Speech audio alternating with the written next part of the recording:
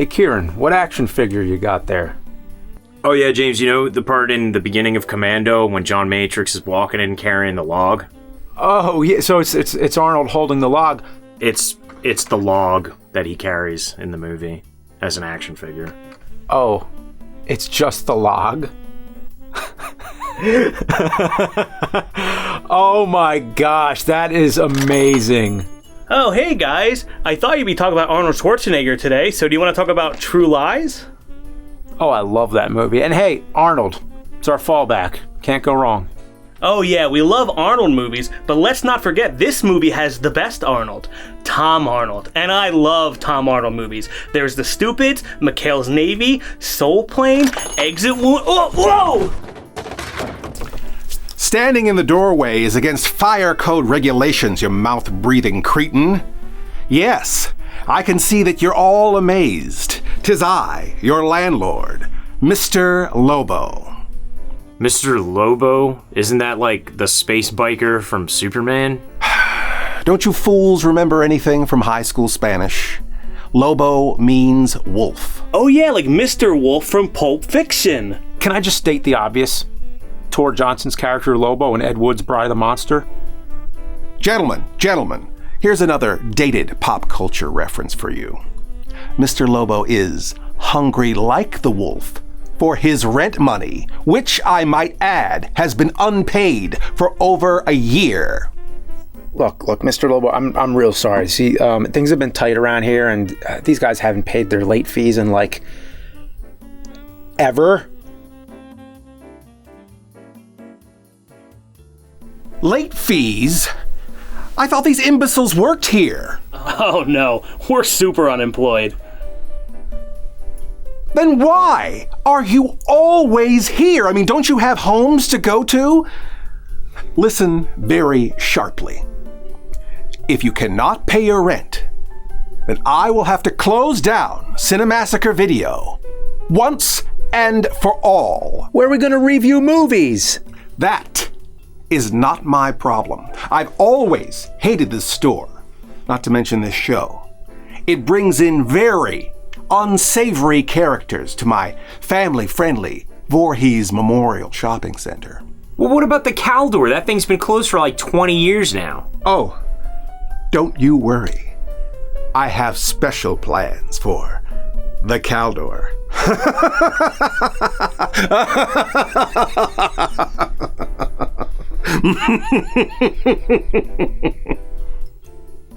Oh, come on, Mr. Lobo. Look.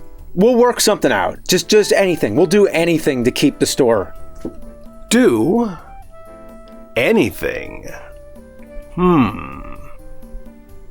Yes, actually, I have 2 tenants at the other end of this shopping center that have met an unfortunate end. I mean recently vacated this mortal coil. Anyway, I want you and your hooligans here to run those 2 stores for me. Oh, cool, man. What's it pay? Nothing. Absolutely nothing. Your only job is paying me back. Well, in this economy, a job's a job. Come with me, children. Mr. Lobo shall illuminate you.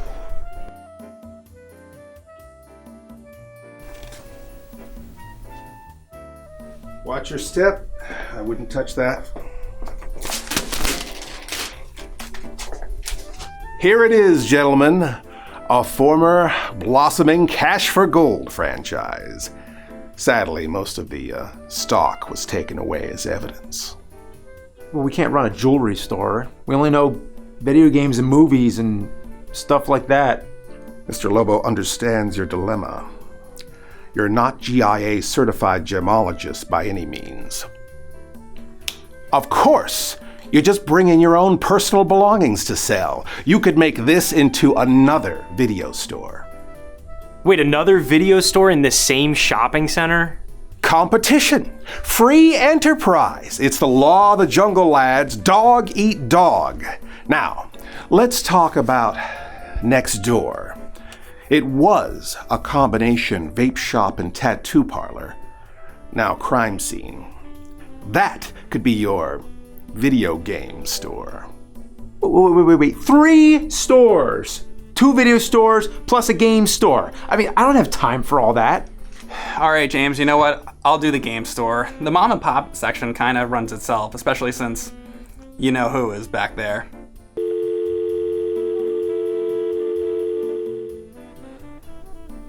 All right, yeah. Okay, so Mike, you run the game store, and I'll run both the video stores, and Justin and Kieran will help out. Not sure where Tony is, though. Hello?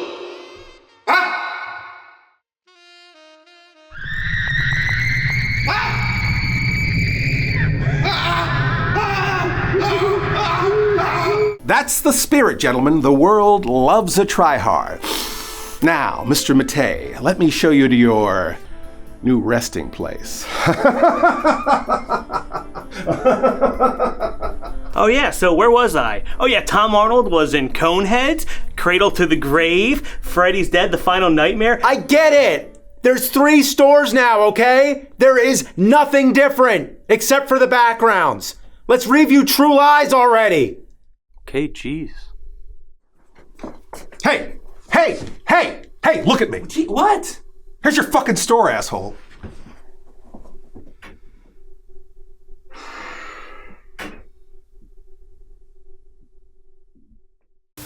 Welcome to the Cinemassacre store number 2.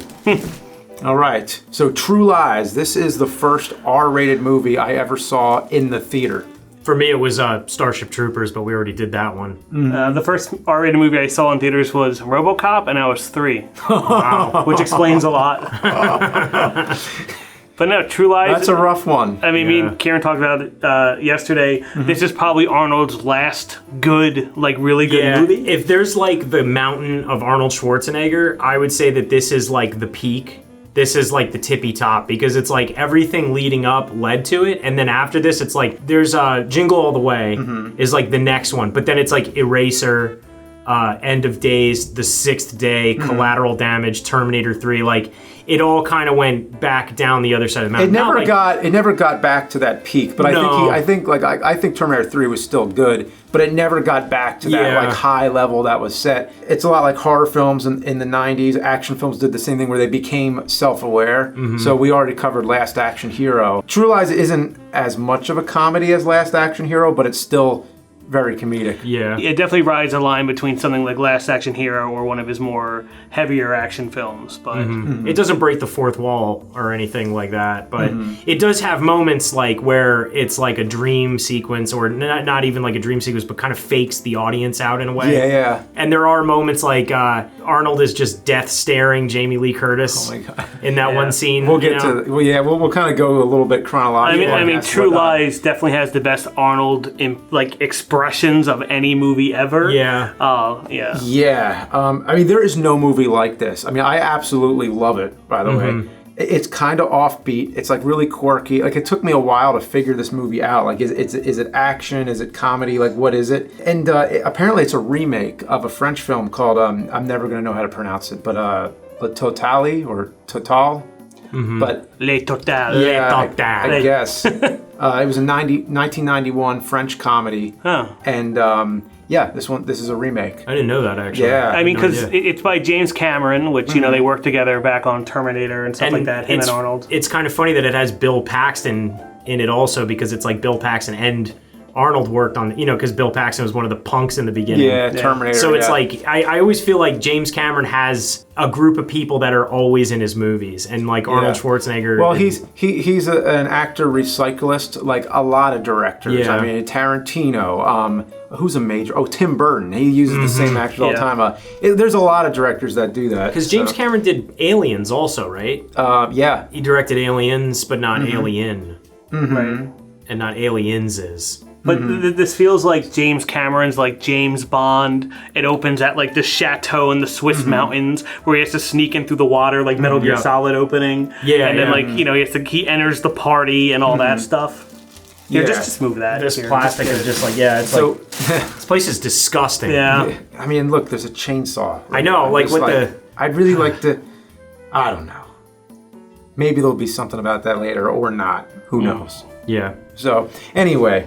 I mean, this is a movie kind of about the action hero and how he balances his action life with his family life, which he does not do very well. He's pretty much like all action, but then he has to kind of like solve things with his domestic life. Because, like kind of the point is for him to tone down his action sense a little bit, and for Jamie Lee Curtis to have a little more excitement in her life. She has to rise and meet his, and she like meets or surpasses Arnold in this movie.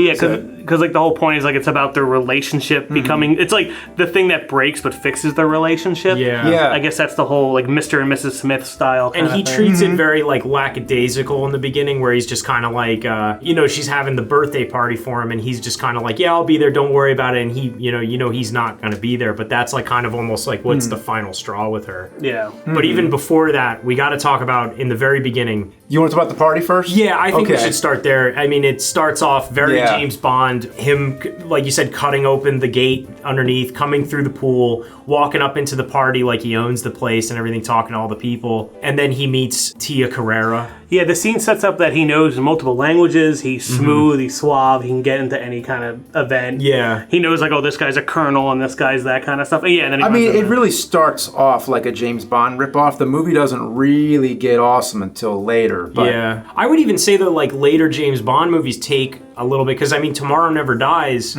has those same, like the skiing scene in the beginning of this movie where he's leaving the place and everything, and there's the white white camo guys. Oh, I also love his stunt actors in this movie. Like when he's on the horse later, we'll talk about that. Yeah. But when they're skiing down, when he's running down the hill, that entire scene is not him. It looks nothing like him. Yeah, it's one of those things where when we were watching it, and I haven't seen this movie for a while before we watched it for this, but you can really tell it's not Arnold throughout almost that entire chase scene in the beginning. It's always just some other guy. It looks like Jon Favreau. Yeah, Happy Hogan. It looks close enough, and the ADR is like you can really. And you're talking like before, like it having like a new restoration. Oh yeah, that might be it too. It has not yet had that. So really, unless I'm missing something. We watched it on Amazon and.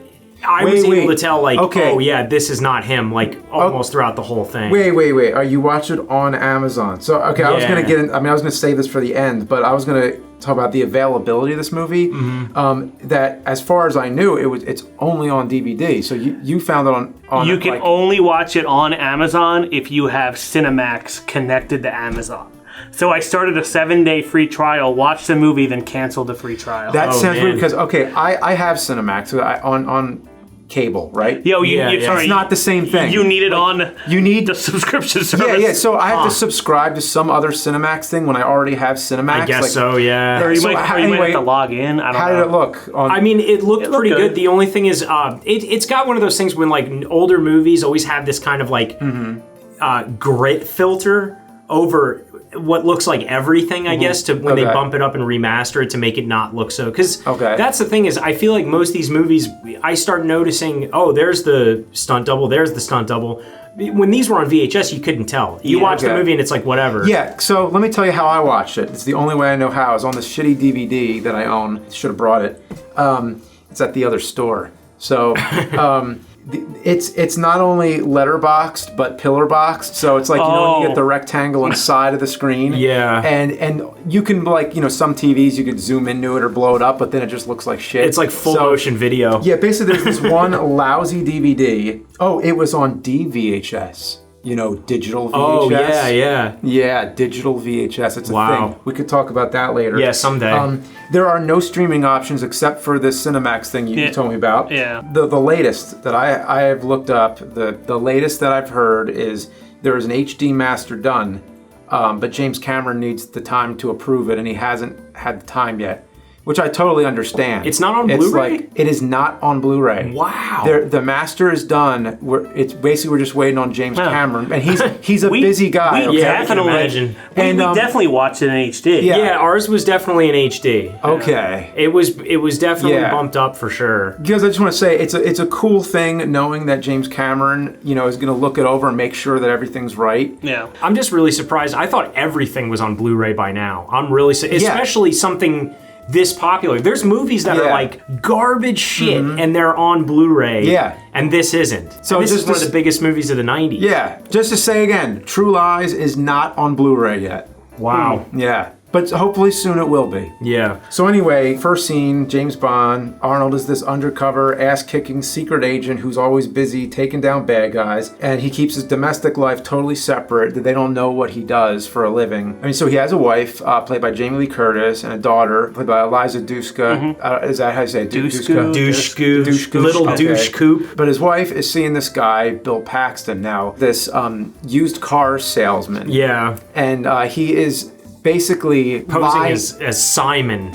Carlos the Jackal. Yeah, Carlos the Jackal or whatever. I mean, every character in this movie is lying to some degree. I mean, it's the title of the movie. Well, the thing that's great is when they first find out, he finds out by going to surprise his wife. Arnold overhears Yeah. him talking to her. Now, he is trying to get her on some kind of secret mission, which is just bullshit. Yeah. And she buys into it because she wants some kind of excitement to go on this mission. She is not actually trying to cheat on her husband. However, Arnold listens in to this phone call and he thinks that his wife is cheating on him. And I love when they're listening in the car to the tap thing, and at first they're like, oh man, this guy's running ops, like he's black ops, like who is he working for? And at first they think he's like he actually is some sort of like agent and everything, and then they're like, oh, he's full of shit, like he's because he's like, those guys who got killed the other day in a bathroom, that was me. And it was like he was taking credit for Arnold. And once this plot line develops, this is where the movie starts to get real good. Because that's the whole point of the movie, is that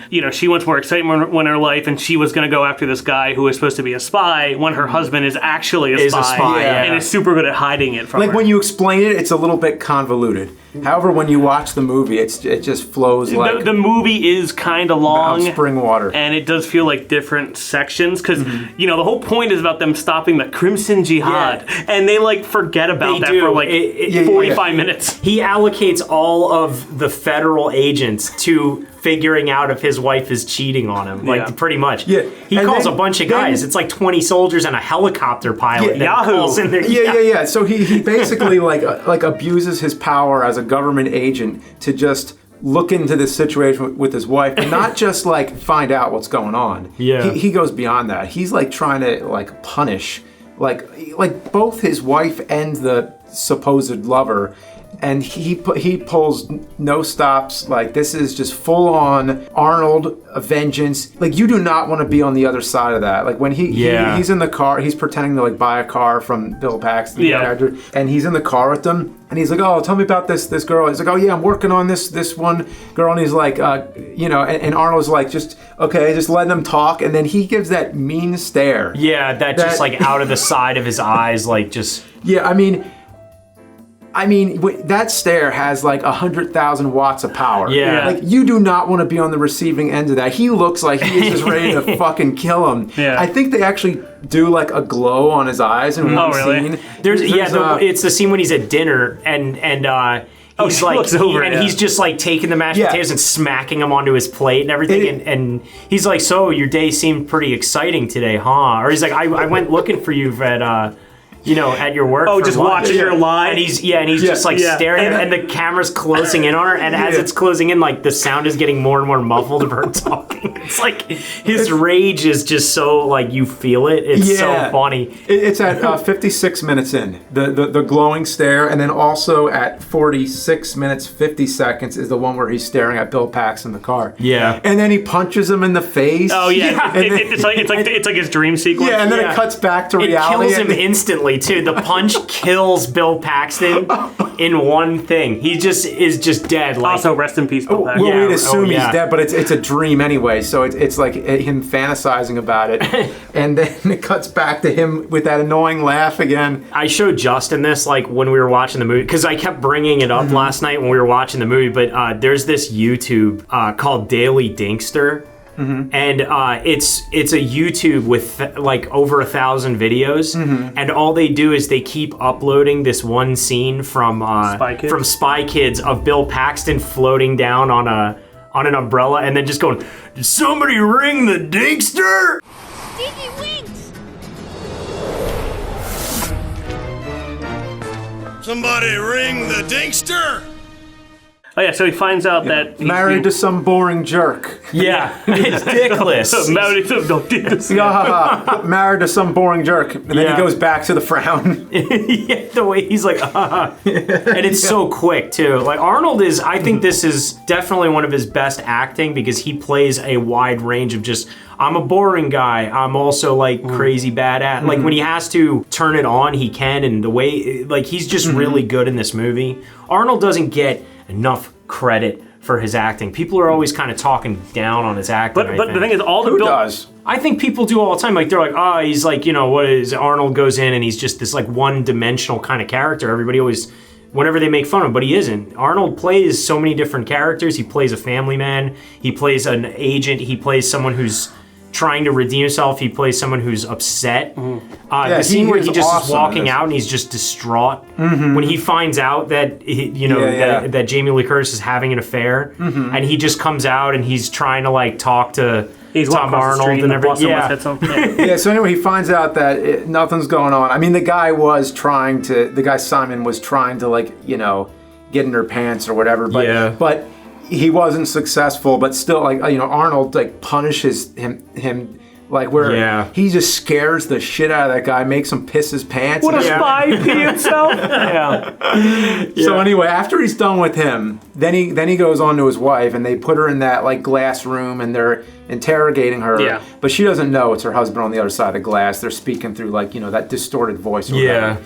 And in that scene is where Jamie Lee Curtis's character, I forget the wife's name, but Helen. That's what it is. Helen. Helen Tasker. Yeah. Yeah. So Helen answers everything he wants to know and finds out there's nothing, going on, and she gets so pissed off when he just keeps on going and he keeps on going. So Helen picks up this stool and starts trying to smash the glass, and then the look on Arnold's face. I forget his character's name too. I just keep calling him Arnold. Harry Tasker. Harry, yeah, so we'll just call him Arnold. So then you see the look on Arnold's face, and he is just like surprised when she's like smashing the glass. Like he's intimidated now, like holy shit, I didn't know she had it in her. Like he's meeting his match now. And that's where the movie starts to get even more awesome. Yeah. But mind you, because then they set up the whole thing where she has to work for them, fake, because then he's going to share that he is a secret agent, and they're going to tie their marriage together like, I can bring you all these adventures and stuff, but then the Crimson Jihadis come in and capture them. Yeah. But we got to realize that before even all this stuff happens, there's chase scenes, there's a motorcycle horse chase through a mall. Yeah, through a hotel. A hotel. Like it's indoors. Yeah. And I was saying that, like, I don't think you ever see a motorcycle horse chase scene that's on the top indoors. Of a building. Up an elevator and everything. Drinking him, how many times he says, sorry. So sorry.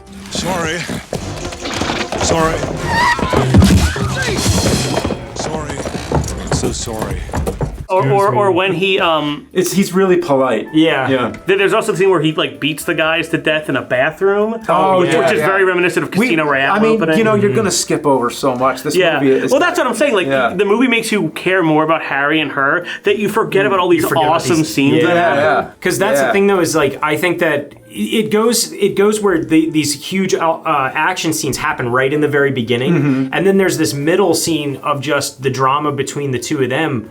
But they manage to make the scenes still as interesting as the greatest action scenes of the movie, even though they are like slow kind of. But you feel for both of them because you're kind of like, oh man, Harry, you're not there for your wife, man. But then you feel bad because he feels bad, and that's another thing too is even though he is going on all these crazy adventures, he never is unfaithful to her. He loves his wife and he loves his family. It's just he has to save the world on multiple occasions, and he has to go and do this stuff. So when he finds out that his wife is, cheating on him or cheating on him, he's really upset. And then she's really upset. And I think that's one of the best scenes with her in it is when she's giving her whole kind of monologue to the mirror and she breaks down. It's really great. And then when he says like, he's like, do you love your husband? And then she like says yes. And then Tom Arnold's like, she loves you, buddy. Like it's over. It's good. You're all good to go. And then he could end it right there. And then he just continues, like he's like, and then he's gonna send her on like this mission, and he's like, what are you doing? What are you doing here? It's because she says she wanted the excitement, whatever. He's like, well, I'll give it to her. I'll finally tell her that I'm the guy. But he does it in a way so she gets her final mission, but then it turns into a disaster when they get captured. Well, also because she beats him in the face with a telephone. You know, because like when they're in bed after the dancey scene and the duettissimo part. When she's on the bed, he can say, "Hi, it's me, Hattie," but instead he just like kisses her, which is kind of weird. And then he gets hit in the head with a phone. Because he puts her through like extreme mental trauma. In this movie, like Arnold is kind of a fucking asshole. He really is. Until this point, like he does make it up. He tries to, and he does like but. Up until this point, like this is really grounds for an extreme divorce to the point where like. You shouldn't really feel bad for Arnold. Like he's kind of, but that might be a thing too. He's kind of an idiot. But then it's like the best thing for their relationship when they have to do this like action, save the world type thing together, and that's where she gets the excitement and she like I said, she matches Arnold.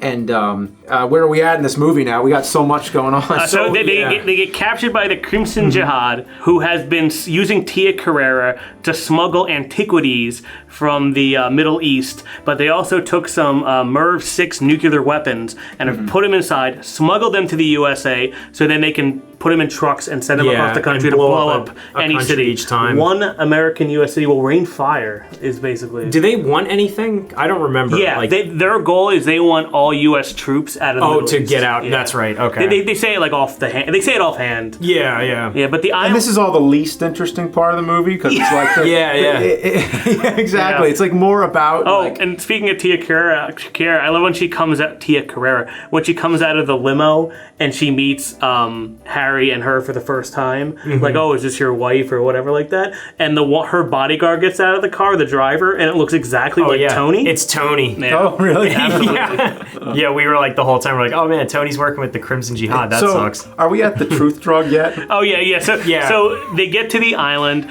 and, they imprison them and they get to this part where there's like a truth serum drug where they're going to find out what organization, because he works for a mega sector. Mega sector. And the whole time too, he's trying to like tell them like, no, I don't know this woman, like she's some whore I met at the bar, blah blah blah. And she's like, no, Harry, I'm your wife, because she thinks the entire time that she's the secret agent, not Harry. They kind of don't play that very well. But just how she's like, she's like, don't worry, I'll handle this. And Harry's like, please leave her alone.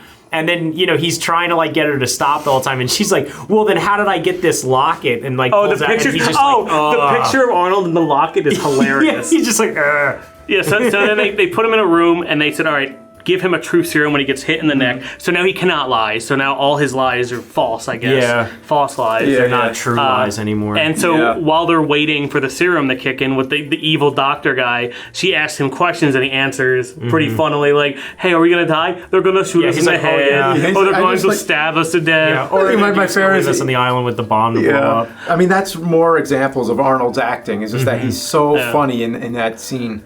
The best part of that scene is when they cut to his vision because he's like clouded with drugs. It looks like a Sega CD game. That frame rate. And I'm really mad True Lies didn't get a game like that with good shooting, air combat because of the Harrier jet scene at the end, chase scenes. All you got were all these weird games for like Game Boy and SNES and whatever, where it's like over the top and you have to like go through the house. They suck. Yeah, that's actually one of my favorite scenes though, is when the doctor comes up to him and he's like, do you have any last things to say? And he says to him like, yeah, I think I'm gonna kill you pretty soon.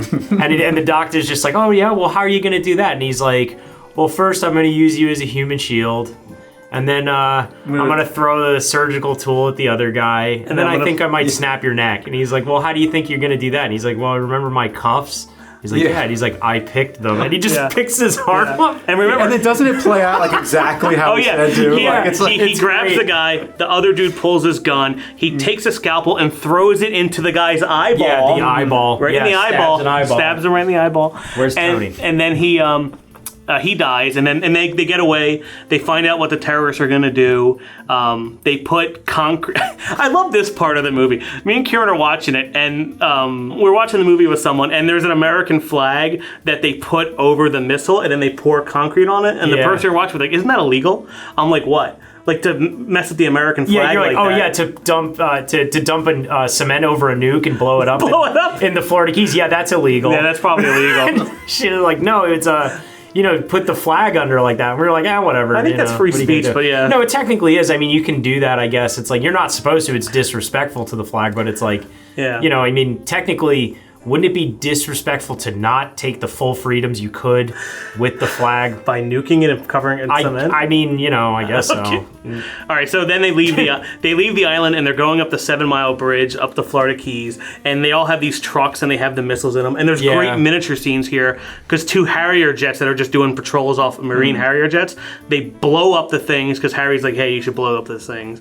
and they're like, hey, will they ignite if we set off the things? They're like, no, it's fine. Like, no, just shoot them. Yeah, and then Arnold's like, yeah, it's like, Which one thing I didn't even know those were miniatures though. Like that's how good they somewhere they like look bridge, really good. Yeah, somewhere. When you mentioned it, I was like, okay, I can see like now. It's kind of like how when you see something that's a miniature, it's a miniature. Like when you're watching Godzilla and you see like little trees and stuff. This was such a good scale model that I really didn't think it could be at first, and then I was like looking, I'm like, nah, it's definitely pretty good. Yeah, I remember, and that whole bridge scene, it's so good that you feel by that point like the movie's over. Like that, what you just got everything you needed. Yeah. And then it keeps goes going. on. Well, and his daughter gets captured. Do we want to get to that yet? Well, let's talk about because he sees the picture of his daughter in his wallet earlier, and I think there's a deleted scene of him capturing her, but Dana. Oh, okay. But so Tia Carrere has kidnapped the wife, Jamie Lee Curtis, and they're in the limo and they're on the bridge driving. Okay. And then Tony, the driver, gets shot, most likely through the eyeball. Yeah. And then Harry has to save her in a helicopter before it crashes. But I don't the bridge is out. Yeah. The bridge is out. But I don't think Tia Carrere dies. It just hits the water. I'm pretty sure she's dead. We should bring her back. Because she's like not in any sort of like seatbelt or anything in there. That's true. She probably smashed all up inside that thing. Good. It's probably pretty gross. Yeah. So actually. and then forget the important part before we get to the Harrier jet stuff. A nuke goes off because they can't stop it. Yeah. It's underneath concrete and an American flag. It's a snow cone. Underneath the Old Glory. Snow cone. Water heater. Popcorn machine. When the you ever see The Critic, the show in the 90s? Yeah. They did a little joke where they're standing on the back here, like kissing before the bomb goes when the bomb goes off, and it cuts to them all mutated because they're so close to a fucking nuke. So then he steals a Harrier jet. So take it away. So okay, well, his daughter gets captured, and it's delivered. I mean, you mentioned there's a deleted scene of it. I didn't know that, but the way it happens in the movie, very abrupt. He comes in, he's like, they got her, but don't worry, we have some trained men. And he's just like, fuck this, and he just goes after it. And the movie just ramps up again, just when you thought everything was about to resolve. Yeah. I remember sitting in the theater watching this with my dad. And I think both of us were like laughing, like, "Oh my God, there's more movie left!" And we were like about to like get up because a lot of times my dad would he'd always be the one who wants to walk out right before the credits start. He's like, "All right, the first chance you get to get up and leave." Yeah. So I think as I recall, he was like standing and we were just about to get up. I'm like, "Dad, look, there's more. And then he's like, "Jesus Christ!" And then here it comes, and then it turned out to be like probably the best action scene I can remember seeing at that time. Like this was just amazing. Like, I mean, there's the whole scene where they're like on that crane or whatever. Yeah. And because I guess the daughter they took over a skyscraper and then they're making demands from it. Like, why did they do that? I don't know. I guess I guess because they lost all their other nukes on the bridge. I don't know. Oh, maybe. They just happened to do it. Like, they don't explain so they were like, fuck it, let's blow up Miami or wherever they are. Yeah, they're in Miami. Yeah, I mean, so the daughter has like the key to the bomb or whatever, and the bad guy is like chasing her onto the crane, and it looks really dangerous. I mean, I'd love to see some behind the scenes footage of how they did it, but you really do buy that they're really up there, and this is dangerous as shit.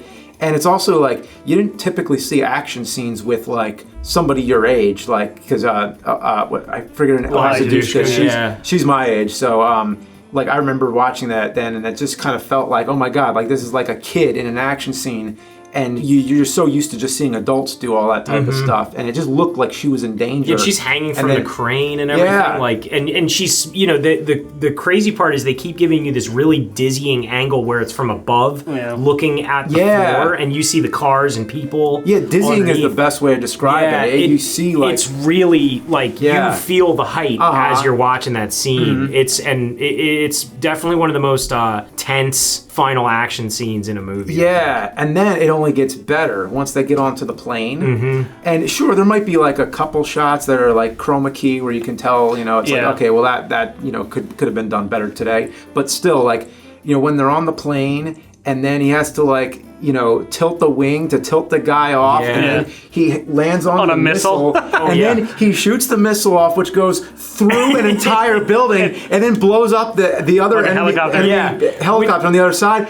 When I saw that as a kid, it just blew my fucking mind. That might be the most fired. You're fired. I think might be the most extreme, like, kill, like final kill in an Arnold movie. Like, okay, he could have fell off the wing and that you would have been done. It would have been that cliche. He could have fell in the he could have fell in the engine. Or he could have just shot him off in the missile. Okay, that would have done it. Yeah. Or why not just shoot him into a building? He shoots it through the fucking building and into the fucking helicopter, and boom! And killed like 5 other dudes with that guy. Yeah, they're like it's like I took them all out. Like, talk about like kill 2 birds with one stone. Yeah, right. No, I don't think like I mean, even Commando. What happens? He throws a pipe through Bennett. Terminator 2. They knock the T-1000 into steel. He fires a fucking plane missile.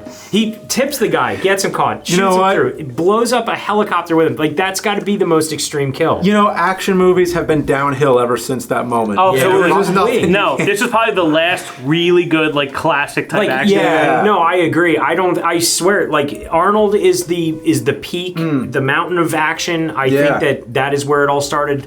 It kind of went down from there. It's just, and it never came back. Yeah. Now action is a completely different thing than it was after True Lies. I don't think there's ever been something that recreates it. Well, what's funny, another trend I noticed in this movie is that, you know, they do the tango in the film, in the beginning, at the end, like the Por la Cabeza, whatever it's called, which is the same one they did in Scent of a Woman in 1992, 2 years before this. And then a year before with the Addams Family, they also tangoed. So tangoing was very big. Yeah, I guess in the early 90s. Yeah, it kind of was.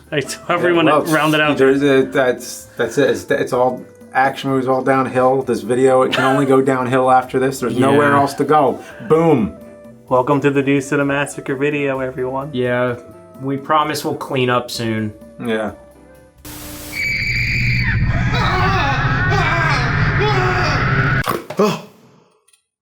Oh my god, it was just a dream. Okay, where was I? Gymnastics. That just made the list.